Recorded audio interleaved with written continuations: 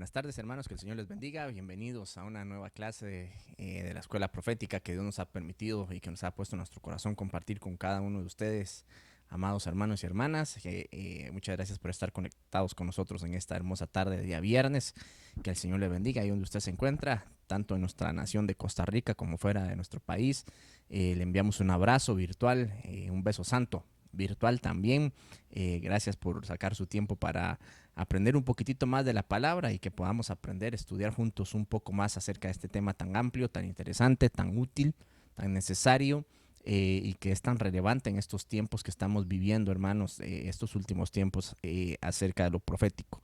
Verdaderamente necesitamos, hermanos, formarnos, necesitamos capacitarnos en todas las áreas, pero lo profético va a tomar un auge muy fuerte, hermanos, en estos últimos años que estamos viviendo. Lo ha tomado y va a tomar todavía más fuerza el tema de lo profético, así que necesitamos, hermanos, capacitarnos, necesitamos entrenarnos, formarnos, informarnos, hermanos, porque Jesús decía que incluso lo dijo dos veces, ¿verdad? Al principio de Mateo 24 y al final de Mateo 24 también viene y lo dijo. Ya están avisados, tengan cuidado, estén alerta para que nadie los engañe. Así que necesitamos, hermanos, cuidarnos, necesitamos formarnos, necesitamos tener un buen discernimiento, una buena formación, un buen equipamiento para que no caigamos en el error, en errores proféticos, ¿verdad? O ser víctimas de errores proféticos. Así que, hermanos, gracias de verdad, porque es muy importante que todos saquemos un buen tiempito para podernos formar en estos temas. Amén. El tema del día de hoy, hermanos, en esta tarde, es el equipamiento del profeta. El equipamiento del profeta. Disculpen ahí que la primera diapositiva salió corrida. Esos fueron los que hicieron el montaje ahí, la presentación, que los vamos a despedir, pero bueno. Disculpe que salió un movilta ahí. Déjenme corregirla aquí un momentito.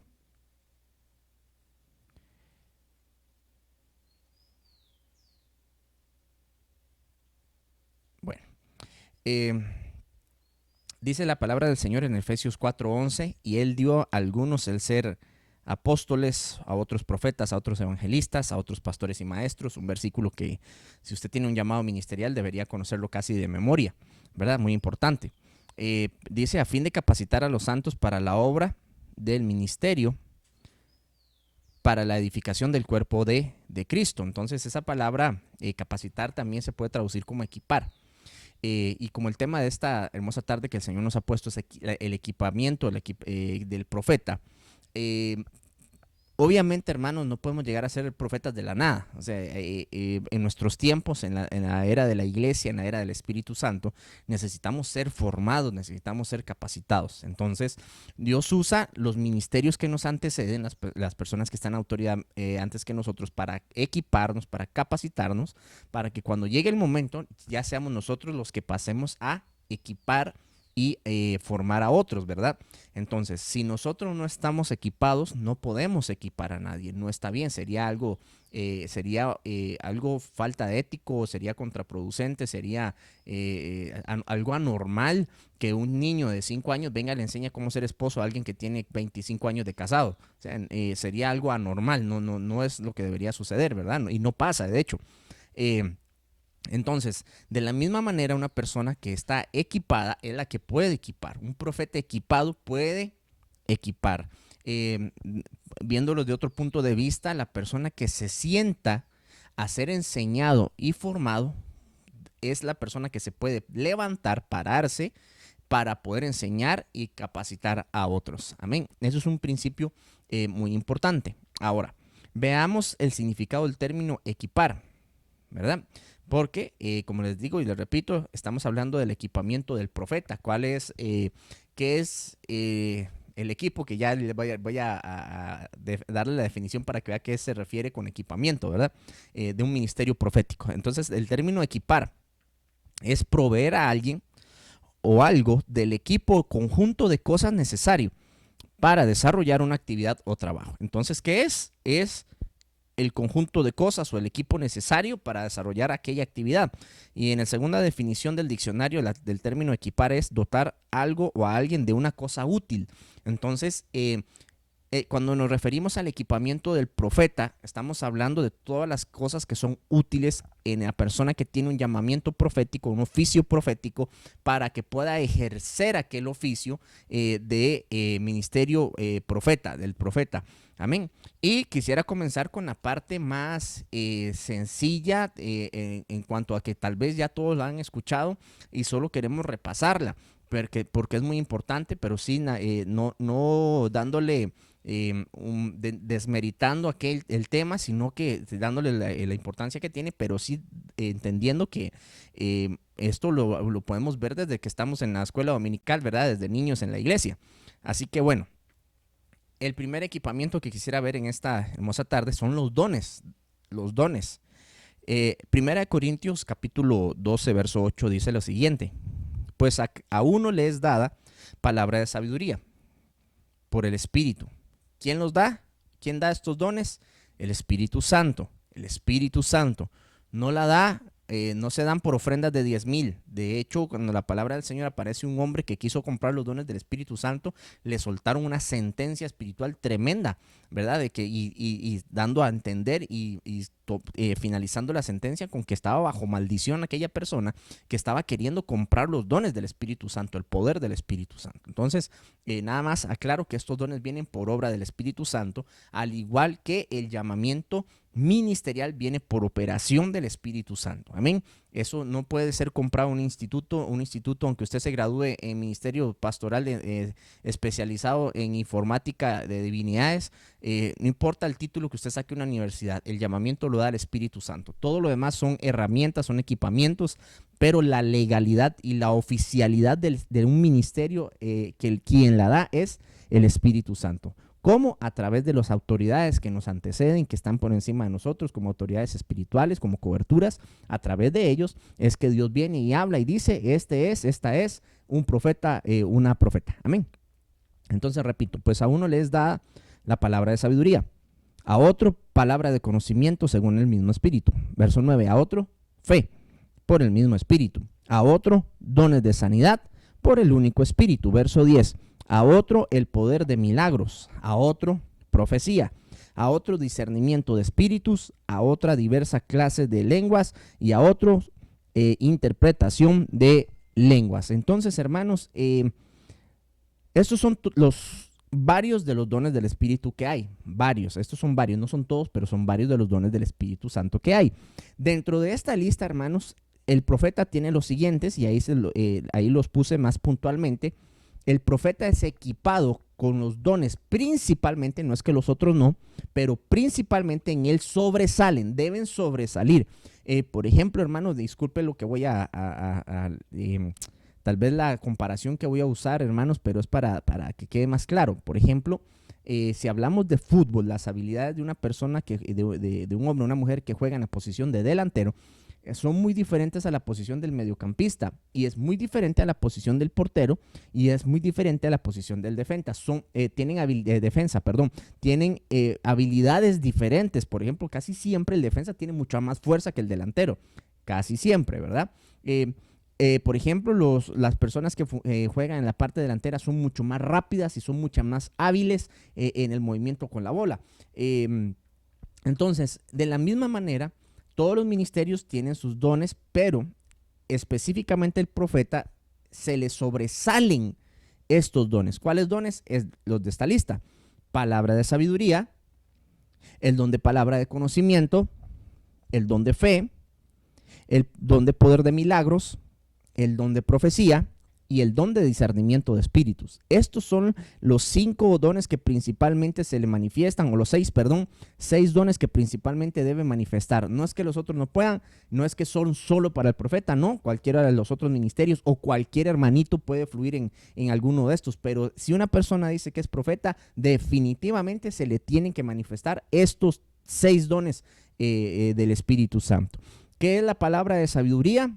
La palabra de sabiduría nos habla de el tiempo presente, de lo que se debe hacer, pero que viene dado obviamente proféticamente por el Espíritu de Dios, dándole dirección a una persona de lo que debe hacer.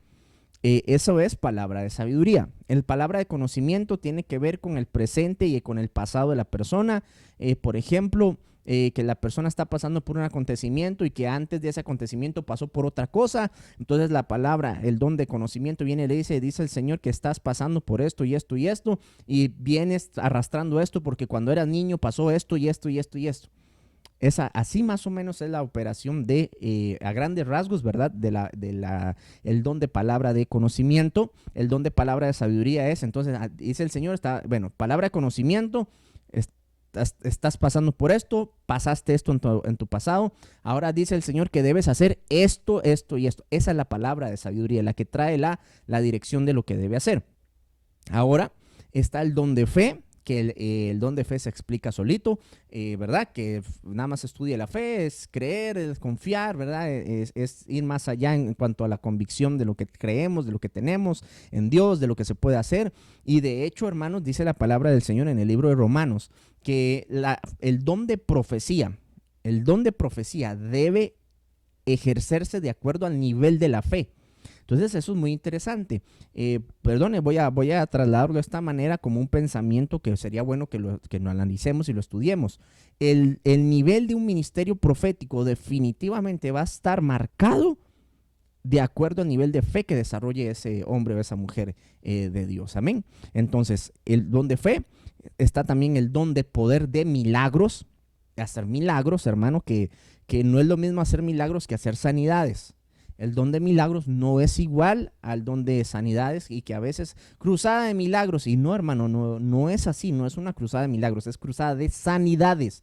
Los milagros son otra cosa. Entonces, sería bueno que usted y yo podamos estudiar. Yo le invito a que usted estudie qué quiere decir milagro, ¿verdad? Para que mire usted en la dimensión en la que opera la unción, la función profética también. Entonces, obviamente, tiene que estar el don de profecía, porque mire, hermano, profeta que no profetice no es profeta, ¿verdad? Entonces, para ser profeta debe profetizar, tiene que profetizar, amén. Y por último, el don de discernimiento de espíritus, que me parece que es muy sencillo, muy claro, ¿verdad? La profecía, hermanos, es una palabra que viene más direccionada hacia el futuro de la persona, hacia acontecimientos futuros que la persona va a vivir y que dan a luz propósito, que señalan camino de parte de Dios, que da la dirección de lo que Dios va a hacer o quiere hacer con una persona. Entonces, a través de la profecía, hablándolo, repito, a grandes rasgos, ¿verdad? Y el don de discernimiento de espíritu quiere decir que ese don es el que habilita a una persona para que pueda distinguir lo que hay en algún lugar, ambientes espirituales, seres espirituales, demonios o espíritus inmundos, o voy a ampliarlo un poco más, entidades espirituales que se muevan en algún lugar o en alguna persona. Entonces el profeta, con el equipamiento que Dios le da, puede volver a ver una persona y le puede decir, no, este viene con un espíritu de pavo real detrás, ¿verdad? Entonces bien puede discernir, la persona está hablando, pero él puede ver por medio del espíritu, puede percibir las intenciones espirituales que hay detrás de lo que la persona está aparentando en algún lugar, una sensación, por ejemplo, hermano. Esto es muy interesante porque más adelante lo vamos a ver. Algunas personas tienen sus sentidos espirituales abiertos. Y entonces el profeta tal vez, una de las formas en las que puede operar es que en algún lugar tal vez no ve, no puede verlo, ¿verdad? Con los ojos espirituales, pero lo puede sentir con el tacto espiritual. Recuerde que de la misma manera como nosotros tenemos 5 sentidos físicos, esos 5 sentidos también los tenemos a nivel de nuestra alma y a nivel de nuestro espíritu. Entonces tenemos vista espiritual, oído espiritual, olfato espiritual, gusto espiritual y tacto espiritual. También tenemos esos mismos sentidos espiritualmente hablando. Entonces, en algún lugar, cuando llegamos, tal vez entramos a alguna casa, a algún lugar, de repente no vemos, pero sentimos que algo hay extraño. Por ejemplo, alguien se nos acerca y de repente nosotros no podemos ni siquiera decir qué es, tal vez la persona, ¿verdad? Una persona no puede decir qué es, pero solo siente que aquella persona tiene algo que no le gusta. Entonces, está en operación ahí el discernimiento de espíritus. Claro, estamos hablando de principio, ¿verdad? Así apenas como un bebé que apenas está dando los primeros pasos. Ya cuando se madura, ya entendemos de que el Espíritu Santo te puede abrir el oído para escuchar algo que otra persona no escucha. Y entonces la persona está hablando y la persona, wow, qué carga. Y el que tiene el oído abierto, Dios le está diciendo, escucha lo que realmente quiere decir. y entonces le puede sacar por discernimiento de espíritus el espíritu que viene detrás de lo que la persona está diciendo o el espíritu que activa lo que la persona está tratando de decir. Amén. Que eso son cosas muy interesantes de la dinámica del mundo espiritual, pero bueno, ya me llevé bastante con esto. Sigamos con el equipamiento del profeta. Números capítulo 12, verso 6 dice. Números capítulo 12, verso 6. Él dijo: oigan ahora mis palabras. ¿Quién está hablando ahí? El Señor. Si entre ustedes hay profeta, yo el Señor, mire, me manifestaré a él en visión y hablaré con él en sueños. Entonces, bueno, hagamos una recopilación, una recapitulación. Está equipado con los dones del Espíritu, palabra de sabiduría, palabra de conocimiento, fe, poder, profecía, poder de milagros, profecía y discernimiento de espíritus, esos 6. Ahora en Números 12:6 nos dice que el profeta que es de parte de Dios le hablan en dos cosas, le hablan en visión y le hablan en sueños. El profeta genuino de parte de Dios tiene estas dos cosas. Dios le habla en sueños y le habla en visiones, porque mire, hermano, hay gente que dice que es profeta porque a veces tiene sueños que son de Dios, pero es que no funciona así, hermano. Yo no puedo decir que soy abogado solo porque pasé enfrente de la facultad de Derecho. ¿Ves? O sea, o porque me leí un libro, o porque me leí el Código de Trabajo y entonces como me leí el Código de Trabajo ya soy abogado constitucionalista laboral. No funciona así. Entonces, a veces nos pasa que estamos midiendo mal, no estamos sabiendo administrar bien las habilidades de otras personas y los colocamos en posiciones que no les corresponde, en privilegios que no les corresponde, y entonces ahí se desatan un montón de problemas que ya lo hemos conversado muchas veces. Entonces, a un profeta genuino le hablan tanto en visiones como en sueños, le hablan en los dos, no en solo uno, no, en las dos formas le habla. El profeta ve visiones de parte de Dios y también tiene sueños de parte de Dios donde el Señor le habla de cosas. Amén. Las personas que son proféticas definitivamente tienen los dos. Deben ver visiones y deben tener sueños. Pero que una persona tenga sueños no significa que es profeta. O que una persona haya tenido una visión o que a veces tenga visiones no quiere decir que es profeta. ¿Está bien? Le voy a decir por qué. Porque la mula de Balaam vio una visión. ¿A quién vio? Al ángel que estaba delante de ellos. Fue una visión y él la vio. Y de hecho se detuvo, y usted conoce toda la historia de Balaam, cómo Balaam empezó a pegarle a la pobre mula porque se quedó quedita, y Dios le abrió la boca y le dijo: ¿qué le pasa a usted? ¿Por qué me pega? No es que nos van a matar los dos. Entonces, de la misma manera, no es que la mula era profeta, sino que en el momento se le abrieron los ojos, pudo ver aquello y pudo salvar la vida de Balaam.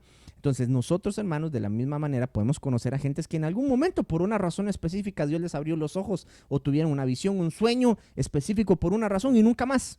Entonces no quiere decir que porque esa persona lo tuvo todo el tiempo todo lo que vaya a soñar quiere decir que es de Dios, todo lo que vaya a ver quiere decir que es de Dios. Necesitamos siempre, hermanos, tener mucho equilibrio para que no hayan problemas de engaño. Continuemos. Mateo capítulo 24, verso 16 dice lo siguiente. Hablando de este personaje, de Balaam, dice: el que escucha los dichos de Dios. Entonces, ven qué interesante. Hablando del equipamiento de los profetas. ¿Qué hace un profeta? Escucha lo que Dios habla. Un profeta escucha lo que Dios habla. Entonces, espérese, mire esto qué tremendo. Dice: el que escucha los dichos de Dios, el que tiene el conocimiento del Altísimo, el que ve visión del Todopoderoso, caído, pero con los ojos abiertos. Entonces quiero que mire esto. ¿Qué es parte del equipamiento entonces de un profeta? Debe escuchar los dichos de Dios, lo que Dios habla. Por otro lado, tiene conocimiento del Altísimo. Hermano, definitivamente un profeta verdadero debe tener conocimiento. Debe tener conocimiento, hermanos. No podemos decir: mi hijo de 5 años es profeta, mi hija de 5 años es profeta. Mírela cómo Dios la usa. ¿Y el conocimiento qué? Mire, hermano, esto es muy importante. Puede ser que la persona tenga un don de profecía. O puede ser que haya una habilidad de visiones y le habla a Dios en visiones o en sueños. Está bien, pero para que sea y que lo podamos nombrar de esa manera, debe haber una evidencia y deben haber señales, características que den a luz a ese perfil para que podamos decir que realmente es profeta, sí o no, ese hombre, esa mujer, ese niño, esa niña, porque si no, hermanos, escúcheme bien, ¿cómo se lo explico? Perdóneme que hable de mí mismo, pero cuando a mí me hablaron del ministerio profético y me lo empezaron a anunciar y gente me lo dijo, hermano, a mí se me vino el mundo encima. Empecé a tener las batallas más difíciles de mi vida a muy temprana edad, muy temprana edad. Entonces, cuando los papás, porque en tal vez un orgullo inconsciente, hermano, puede ser inconsciente, o a veces sin querer queriendo, diría la otra, puede ser que sin querer queriendo, diría el chavo, quieren que sus hijos sean profetas o ministros hiper mega poderosos. Y lo que no entienden es que por estarle dando un título antes de tiempo, porque puede ser que sí lo sean, lo que pasa es que no hay que decírselo, no necesitan saberlo. Porque cuando les empezamos a hablar, es que mi hijo es tal cosa, y de él, y se lo empezamos a soltar, el problema es que entonces también le activamos enemigos del rango que le estamos asignando a nuestros hijos. Y por eso hay hijos que pasan una de problemas que no deberían estarlos pasando, porque los papás los empiezan a tirar para arriba con títulos ministeriales. Entonces, mire, es como que venga un chiquito de 6 años y diga, no, es que mi hijo es doctor. Mi hijo ya es un doctor, ya es un doctor, mírelo cómo habla, mire, hasta anda el estetoscopio ahí en el pescuezo guindando, mírele la bata de doctor. No, tiene que pasar todo un proceso para que llegue a ser doctor. Tiene perfil para ser doctor. Perfecto. Tiene las actitudes para llegar a ser doctor. Perfecto, pero no es doctor con 5 años. No puede. Tiene que pasar un proceso. De la misma manera, funciona con los ministerios. Puede ser que tengan el perfil que Dios haya hablado, que Dios dijo, perfecto, pero no se los empiece a soltar para que no les haga daño. Se lo digo porque hay muchos adultos que no lo entienden. Se los digo porque como adultos tal vez no pasaron por eso, pero yo pasé por eso. Lo que le estén anunciando a una muy temprana edad de un ministerio, hermano, lo agarra uno y lo tiran para arriba. Pasa uno mucha batalla, hermano. Que tal vez si las personas que tenían ese don o que Dios les habló de eso, lo hubieran manejado de una manera diferente, no nos hubieran pasado por tantos problemas. ¿Por qué? Porque acuérdese que hay un principio espiritual, de acuerdo al rango que le están soltando a uno ministerial, así es el rango que lo atacan del reino de las tinieblas. Entonces, yo les recomiendo como padres que si usted, sí, Dios me dijo, ok, perfecto, guárdeselo en su corazón. Recuerda a María, la Biblia dice que cuando le profetizaban todo lo que iba a hacer Jesús, dice que ella lo que hacía era atesorarlo en su corazón.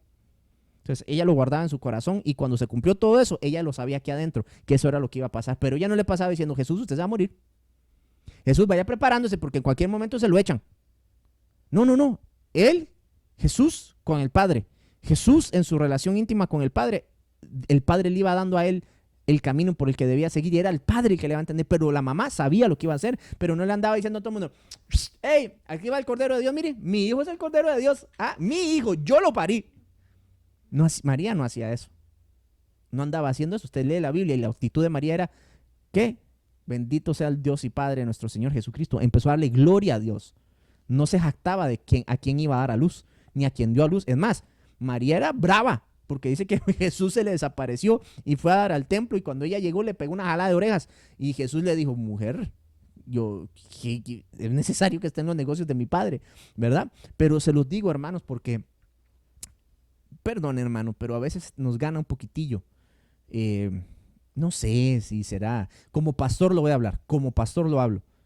A veces no sé si será el que nuestros hijos lleguen a hacer algo o una proyección nuestra, una realización nuestra en la vida de nuestros hijos, que queremos que lleguen a hacer aquello o X y Y cosa. Obviamente es bueno anhelar que nuestros hijos Dios los use en un ministerio, pero no los encasillemos en eso. Si nuestros hijos lo que quieren es ser panaderos, déjelo. Que sea el mejor panadero en Dios que pueda haber. No necesitamos encasillar a nuestros hijos en un ministerio si Dios no se los ha dado, porque los vamos a meter a problemas, hermanos, van a sufrir, hermano, van a pasar golpes, se van a llevar heridas y se van a frustrar terriblemente. No lo haga. Deje que sea el niño, la niña y el Señor. El niño, la niña y el Señor. Ahí eso. Usted nada más vaya guiando el camino. Nosotros como pastores vamos enseñando, deje que ellos escuchen también y que sea Dios el que haga la obra para saber si va a ser o no va a ser. Porque mire, hermano, ¿sabe qué? Eh, Conocemos tal vez algunas personas que de niños fueron extraordinarias espiritualmente y ahora no quieren nada con Dios. Y van a ser salvos porque Dios no va a quebrantar su pacto a menos de que hayan caído en una apostasía irreversible. Pero fueron niños que Dios los usó y no precisamente iban a llegar, se convirtieron en profetas o apóstoles o evangelistas, sino que ahora no quieren nada con Dios.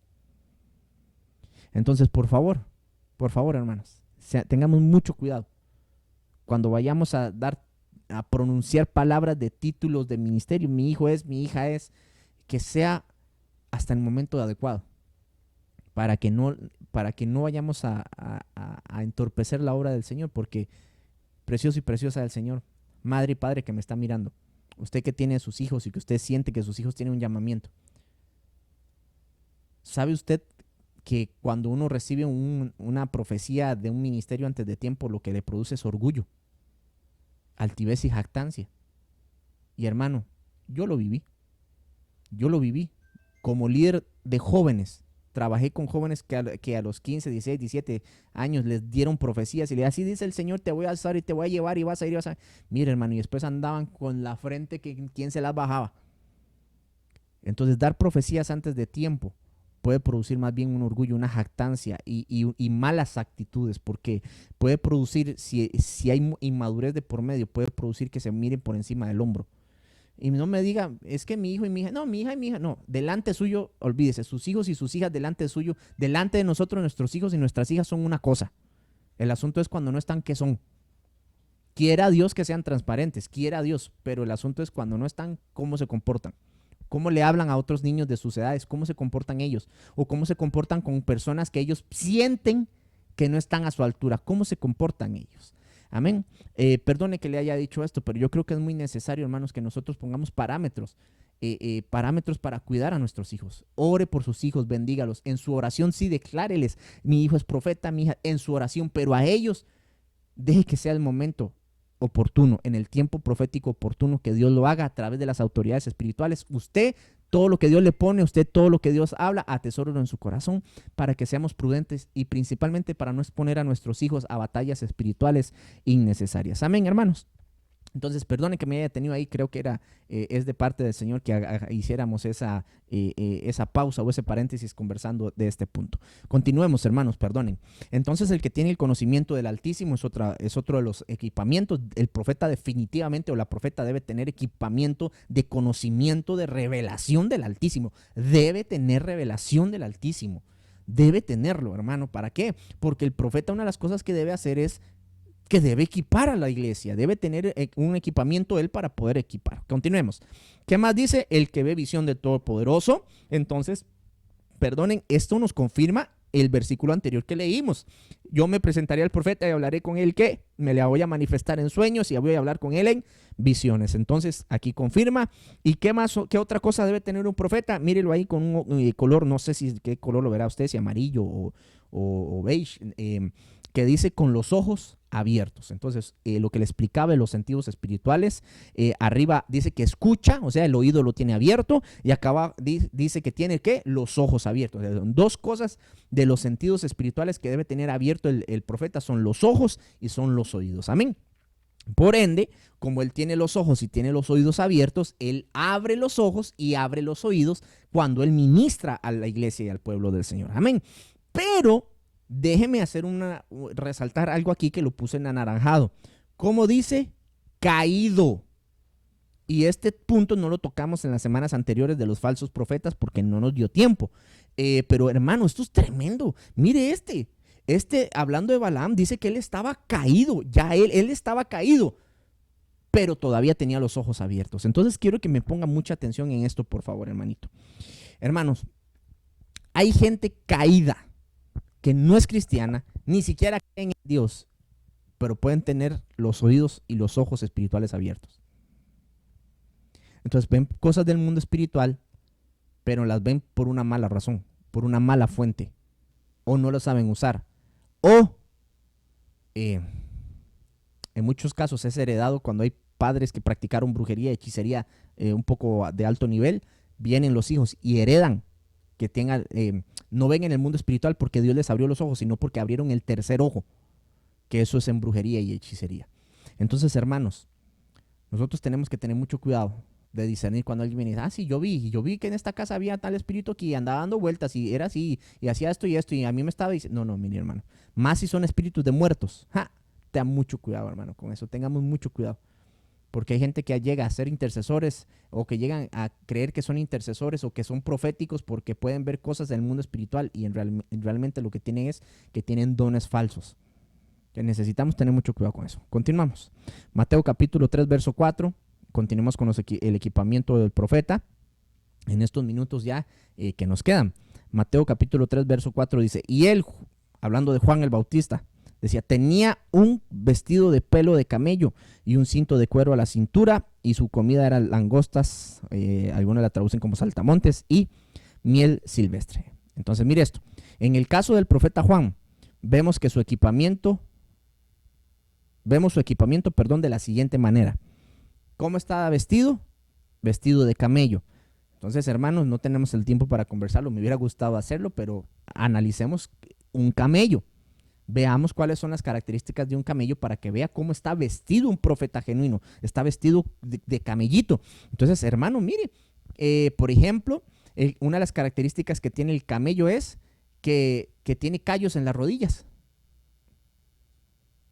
Tiene callos en las rodillas porque el camello se arrodilla para poder que la persona se suba encima de él, ¿verdad? Para hacer su trabajo, lo primero que hace es arrodillarse. Se para y se echa de rodillas. Entonces, hermano, una de las cosas que debe tener un profeta son rodillas de camello. ¿Eso de qué nos habla? Oración.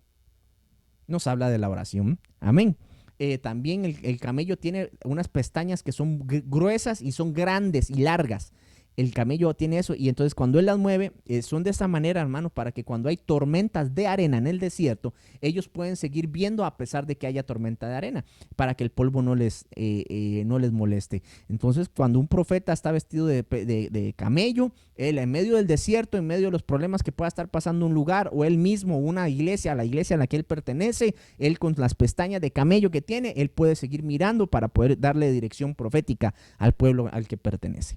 Amén. Un cinto de cuero, que recuerde que esto habla de un proceso, ¿verdad? El cuero, para llegar a ser cuero, debe ser procesado, y entonces nos habla que está vestido con un proceso, los procesos de equipamiento, y comen langostas y miel. Entonces, parte del equipamiento del profeta es que comen langostas. ¿Y las langostas que representan? Son enemigos espirituales, son plagas espirituales. Entonces el equipamiento del profeta es que Dios lo usa para destruir plagas en la vida de la iglesia, en la vida del pueblo, en la vida de la gente que él o ella ministra. Y también que come miel, o sea, revelación. Un profeta genuino, hermano, genuino. No anda enseñando mamá más a la masa de la Biblia, sino que el profeta genuino habla revelación, le dan miel. Amén, que es un nivel de revelación. Entonces, podemos ver, ahí se lo anoté, mire, podemos ver que los profetas genuinos son devoradores de langostas, que son plagas y o enemigos. Éxodo capítulo 4, verso 7, veamos algunas cosas más. Híjole, hermano, no nos va a alcanzar el tiempo. Voy a tratar de leerlos para poder terminar cerrar el círculo del tema. Éxodo 4:17 dice, y esta vara la llevarás en tu mano y con ella harás señales. Moisés tomó a su mujer y a sus hijos, los montó sobre un asno y volvió a la tierra de Egipto. Y Moisés tomó también la vara de Dios en su mano. Entonces, parte del equipamiento de un profeta, recuerde que la palabra del Señor dice que Moisés era un profeta, ¿qué es? Una vara en su mano. Una vara para que la lleve en su mano. Entonces, parte del equipamiento, mire, en el caso de Moisés, el Señor lo equipó con una vara en su mano. Entonces, hablemos un poquito acerca de la vara de un profeta, cómo funciona, qué hace o qué no hace. Éxodo capítulo 7, verso 12, hablando de la vara del profeta. Cada uno echó su vara, las cuales se convirtieron en serpientes, pero la vara de Aarón devoró las varas de ellos. ¿Cuál era la vara de Aarón? La que andaba Moisés. Entonces, la vara de un profeta, ¿qué hace? Devora a los enemigos. Recuerda, el profeta es un devorador de langostas. La vara que representa la autoridad, hermanos, que representa autoridad de parte del Señor, lo que hace que es que devora las serpientes. ¿Devora qué? La autoridad de quién? De los enemigos.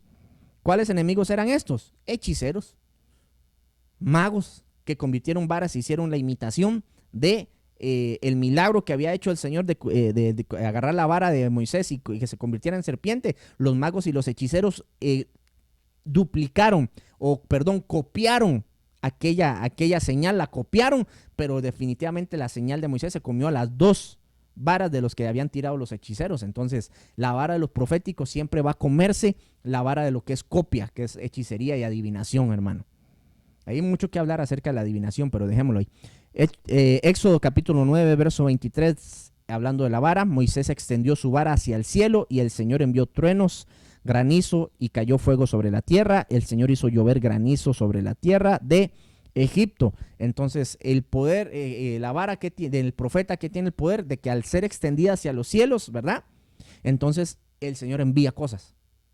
El profeta extiende la vara hacia los cielos y el Señor envía cosas, porque es parte de la intervención profética que Dios le ha dado, la gracia que Dios le ha dado a los profetas, poder ejercer su autoridad en el mundo celestial, en el mundo, en las dimensiones espirituales, y que vengan respuestas de parte del Señor a favor del pueblo.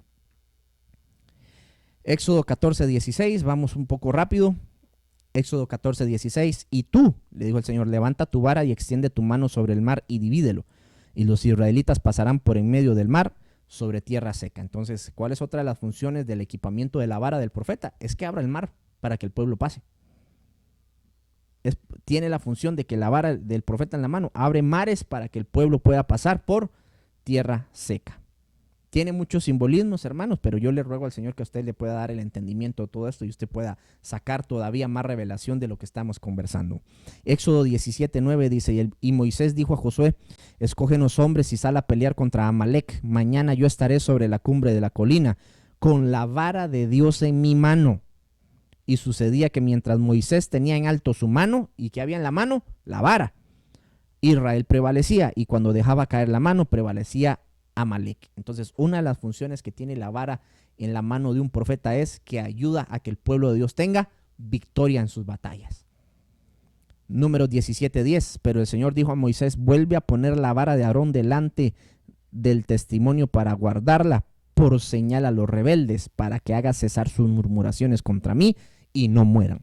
Entonces aquí vemos dos señales o dos funciones del equipamiento de la vara en la mano del profeta. Uno, es una señal para los rebeldes, o sea, que la autoridad en la mano, la vara en la mano de un profeta trata con el corazón de la gente rebelde. Y por otro lado, ¿qué hace? Hace cesar la murmuración. Un profeta genuino con vara en la mano hace que cese la murmuración en un lugar.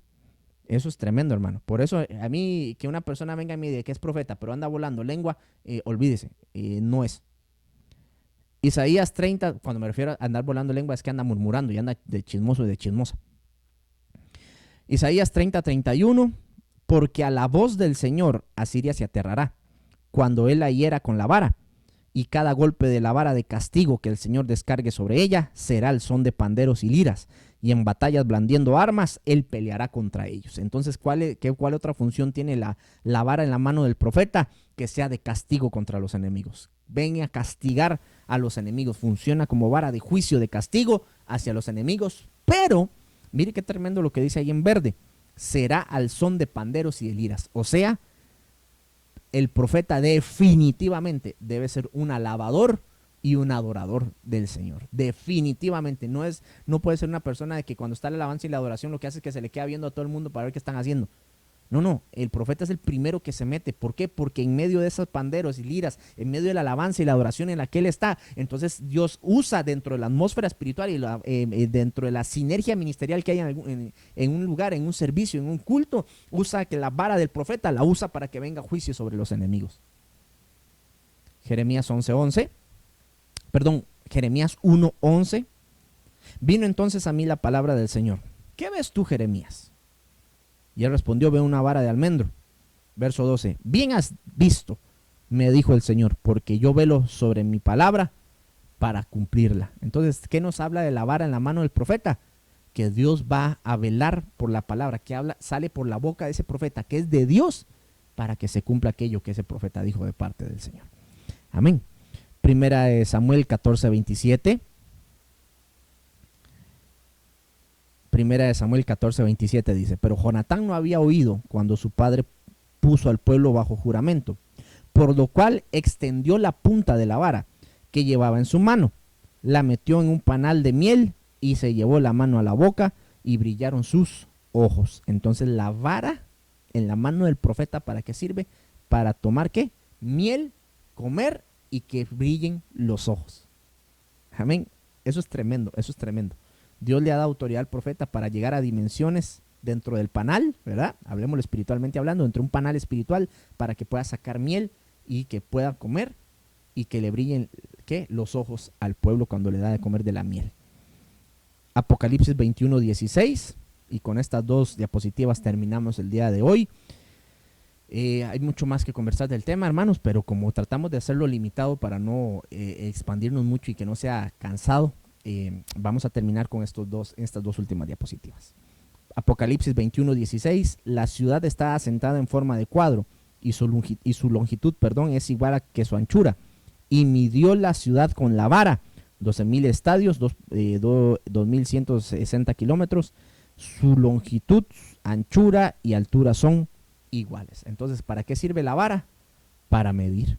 Entonces, la vara en la mano de un profeta mide. ¿Puede medir qué? Las estaturas espirituales.